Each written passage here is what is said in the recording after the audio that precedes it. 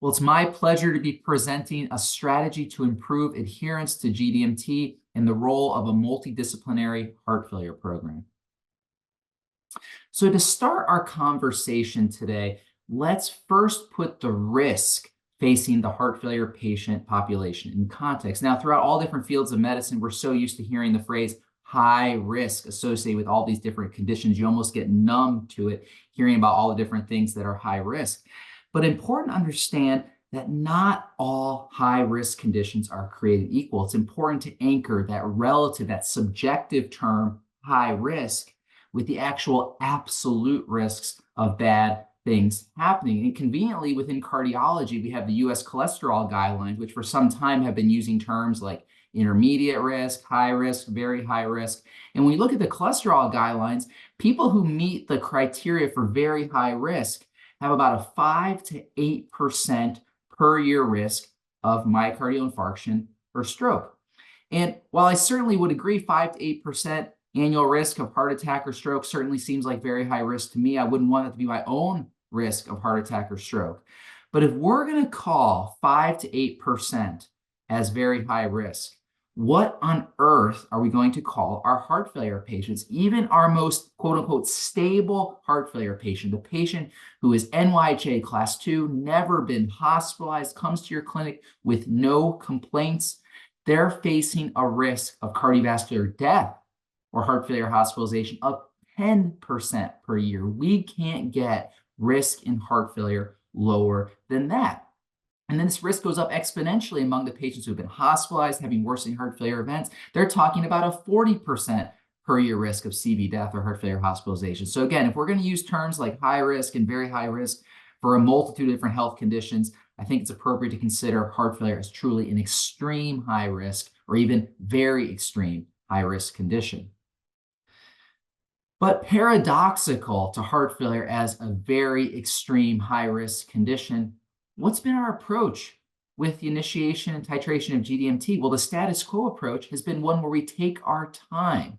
The traditional approach is one that's serial, selective, one move at a time. And you might have a newly diagnosed patient with HFrEF, and this is how their treatment course might go. You might start them on an ACE inhibitor, maybe you start them on a beta blocker at the same time, but then you might wait a few more weeks, ensure tolerability, up titrate the dose, ensure tolerability. Then after they're on reasonable doses of ACE inhibitor and beta blocker, you say, well, let's now start an MRA. You initiate spironolactone, wait a few more weeks, check the potassium, ensure tolerability. Then you say, well, now it's time to switch from an ACE inhibitor to sacubitril/valsartan. You do the washout, you initiate sacubitril/valsartan, you up titrate the dose, wait a few more weeks, ensure tolerability, up titrate the dose. And then you finally say, well, now it's time for quadruple medical therapy. Let's initiate an SGLT2 inhibitor.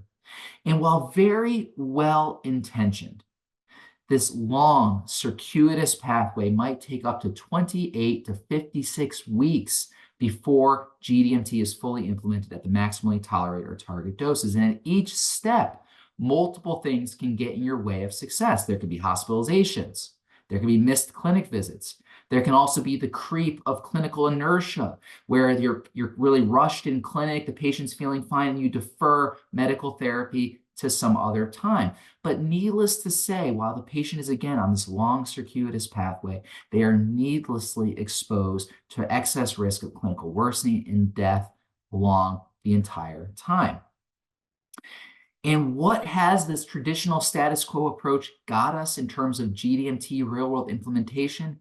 Well, it has got us major gaps in our use of these proven disease-modifying therapies. And these are data from the Get With The Guidelines Heart Failure Registry in the United States. These are contemporary data from 2021 and 2022.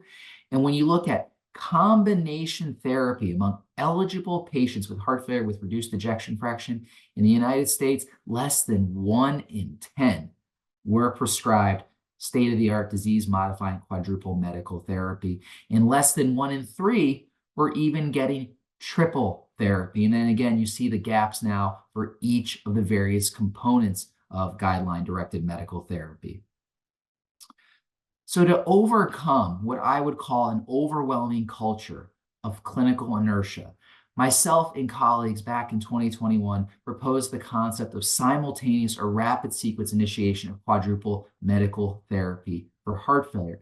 And the key concept was to start all four mortality-reducing drugs without delay on day one or in rapid sequence within a maximum of 1 week.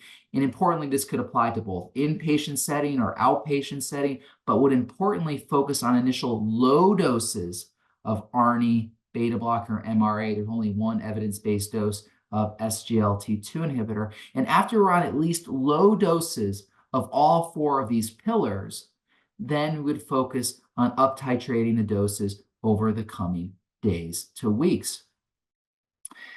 In the year after we proposed this concept, the 2022 US heart failure guidelines were published. And when you look at the heart failure with reduced ejection fraction section, the big headline was now that we had 4 pillars of medical therapy, each with a class 1 recommendation. But the guidelines didn't just say what we should be doing, with that being the 4 pillars, but they also commented importantly on the tempo with which we should be doing it, and that these step 1 therapies, these 4 class 1 recommended therapies, may be started simultaneously or without a specific preoccupation into a certain medication sequence, but importantly, should not be delayed in our eligible patients. But what is the scientific rationale for simultaneous or rapid sequence initiation and optimization of GDMT? Well, it starts with recognizing that for each of these 4 pillars, it doesn't take months or years on these medications for the clinical benefits to accrue, but just within days to weeks of starting them, you see very early separation of event curves in clinically and statistically significant reduction in hospitalization and death, such that you can easily understand from looking at these graphs here that delayed initiation of any of these 4 drugs in an otherwise eligible patient, that equals needless exposure to excess clinical risk. And then when you also remember again that we're dealing with an extreme high risk condition, and then recognize that the benefits of all 4 of these pillars are fully additive to each other, we need to use every possible tool we can to treat with urgency this extreme risk condition and leverage, again, the fully additive benefits of these drugs. But not only do we know that deferring initiation, again, equals needless exposure to excess clinical risk, we also unfortunately know from the real-world evidence that deferred initiation equals never initiation or substantial delay. And again, this has been seen time in, time out in multiple real-world databases. These are data from the Get With the Guidelines Heart Failure Registry in the United States, which shows what happens when you have an eligible patient at time of hospital discharge and you choose to prescribe appropriate therapy versus defer that therapy to the outpatient setting. When you look here, for example, at sacubitril valsartan and MRA therapy, having an eligible patient in front of you but deferring to outpatient, that's associated with more than a 75% chance that patient will not receive a prescription for that therapy over an entire 1 year after they leave the hospital. The clinical inertia takes over after they leave the hospital, and there's very little outpatient initiation of medical therapy. But of course, anytime we're talking about initiating multiple medications at once, many clinicians oftentimes have pushback. And one of the common questions that I get is, well, Steve, won't starting multiple medications at once increase the risk of medication intolerance? And I'm quick to point out, however, that there is absolutely no objective evidence that simultaneous or rapid sequence initiation increases the risk of medication intolerance. In fact, there's some data that suggests it might actually improve medication tolerability when you're talking about things like SGLT2 inhibitors, decreasing risk of hyperkalemia, for example. But a few key comments just for added context. Point number 1 is, again, remember the tolerability is enhanced by initiating low doses at the onset with this strategy. So we're talking about things like carvedilol 3.125 twice daily, sacubitril valsartan 2426, spironolactone 12.5 milligrams daily. Point number 2 is to recognize that for two of the four pillars, SGLT2 inhibitors and MRA, they rarely cause symptomatic side effects in and of themselves. And then point number three is perhaps most important, and that's to recognize that HFrEF disease progression may be misinterpreted as a medication-related adverse event, and that this disease state worsening is much more likely if initiation of any of the four medications is delayed. So what do I mean by this? We'll take, for example, the figure on the right. And these are data from the Emperor Reduced trial with empagliflozin. You see that the odds of a patient's NYHA class either getting better or getting worse go in completely different directions based on whether they're randomized to empagliflozin versus placebo. So to put this in a clinical context, let's say you have a patient comes into your clinic today. They have no complaints, but they're eligible for an SGLT2 inhibitor, but you defer therapy. You are indirectly now increasing the chances that in the coming weeks, they come back with worsening NYHA class, worsening fatigue, worsening shortness of breath. Then when those events do happen, now you're on the slippery slope of asking yourself, well, maybe this fatigue and whatnot, maybe it's associated and related to the medical therapy they're already on. Then you're on the slippery slope of withdrawing GDMT, when in fact, this entire situation could have been potentially prevented if 4 weeks ago we had initiated in a timely fashion SGLT2 inhibitor, a therapy proven to prevent worsening NYHA class and worsening heart failure symptoms. But still others may question or have hesitation with the approach of simultaneous or rapid sequence initiation because they say, well, okay, I buy the concept, but has there really ever been a clinical trial that studied initiating multiple medications at the same time? And up until 2022, I used to have to acknowledge, well, technically that is correct. There had been no clinical trial directly studying initiation and titration of multiple medications at the same time. Although I used to always say, well, there's absolutely no evidence that delaying therapy in an eligible patient accomplishes anything beneficial and no evidence that delaying therapy would improve medication tolerability. But needless to say, now in 2024, we can remark on the results of the STRONG-HF trial, which was an overwhelmingly positive trial that gave us now definitive evidence for the strategy of simultaneous and rapid sequence initiation and optimization of GDMT for heart failure. So this was a trial of patients hospitalized for heart failure on suboptimal GDMT, and they were randomized prior to discharge to either usual care versus simultaneous or rapid sequence in-hospital initiation with rapid, aggressive post-discharge titration of therapy. And this was an overwhelmingly positive trial across all the different domains of endpoints. When you look at the primary endpoint, 180-day heart failure readmission or all-cause death, high-intensity, rapid sequence, simultaneous initiation came with a 34% lower relative risk of that primary clinical endpoint. That 34% relative risk reduction equated to an enormous absolute risk reduction, 8.1%, a number needed to treat to save a life or prevent a heart failure hospitalization over 6 months of only 12. But it wasn't just about clinical outcomes. The patients also felt better with high-intensity simultaneous rapid sequence optimization of GDMT. They had improvements in their NYHA class. There was incremental improvements in congestion and incremental lowering of NT-proBNP. But then importantly, for all those that were so worried about the safety and tolerability of starting all these medications at the same time and rapidly titrating, no significant difference in serious adverse events compared with usual care.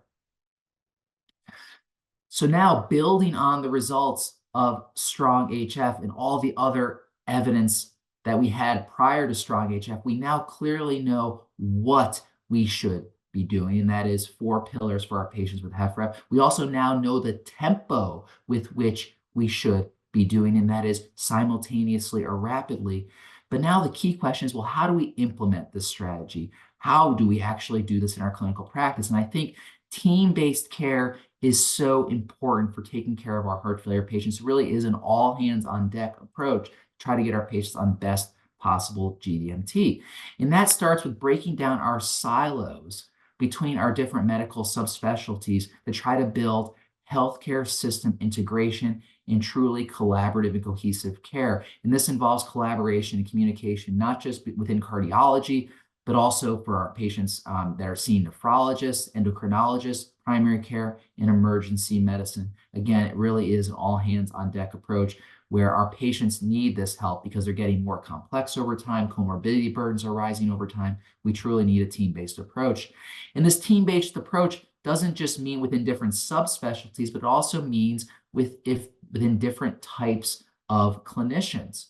So aside from just our medical doctors, we also need our help from our nurses and advanced practice providers, our pharmacists, dietitians, rehab specialists, social workers to help us with managing our social determinants of health that are so important for many of our vulnerable patient populations, psychologists, etc. It really is, again, a team-based approach that is required to get our patients on best possible GDMT and improve their outcomes. But the philosophy that I think this team-based care needs to have is we need to recognize the risks of omission. We need to recognize the sense of urgency. And there's also this phrase that I like to say from time to time is that there's unintended harm with the phrase, first do no harm. Because there are, again, serious risks of omission when it comes to GDMT. So when you have a patient in your office and you're talking about starting a new medical therapy with them, especially if the patient has mild symptoms today and is feeling relatively well, oftentimes when you try to rock the boat with a new medication, the focus of the conversation is, well, what could go wrong? What could be the side effects? What could be the adverse events with trying a new therapy? But to be truly well informed, these patient-clinician conversations also need to really talk about the risks of omission. These are very evidence-based risks, and that is the risk of not trying a new GDMT in a patient that is eligible to receive it are higher risks of death, higher risks of worsening heart failure, higher risks of hospitalization. And while there's this growing emphasis across various fields of medicine for personalized medicine and tailored care, we can't let personalized medicine or the art of medicine be an excuse to not deliver evidence-based care. And that's especially when you consider that you look at the landmark clinical trials for our GDMTs and HFrEF, where we have yet to reliably identify a subgroup that doesn't benefit from therapy. And that goes across the spectrum of age, frailty, and various comorbidities. For each of these subgroups, there is risk of harm that is clearly demonstrated that we need to recognize when we choose to omit or defer therapy. So in summary, the grim reality is that every day, many patients with heart failure are dying or being hospitalized without ever receiving medications definitively proven to prevent these events, despite them being eligible for these medications. And then we need to embrace the concept of simultaneous or rapid sequence optimization of GDMT to give our patients the opportunity to benefit from proven medications. Sure, there are no absolutes in life, and some patients may not tolerate this aggressive approach, but the reality is the large majority will. And we also need to understand that the many patients will not tolerate the status quo approach, which is a serial, slow, selective, one step at a time approach that we've been doing for decades. And unfortunately, when I mean not tolerate that approach, I mean deaths and hospitalizations that could have been prevented if instead we did rapid, early, upfront, comprehensive GDMT. Thank you very much for your attention.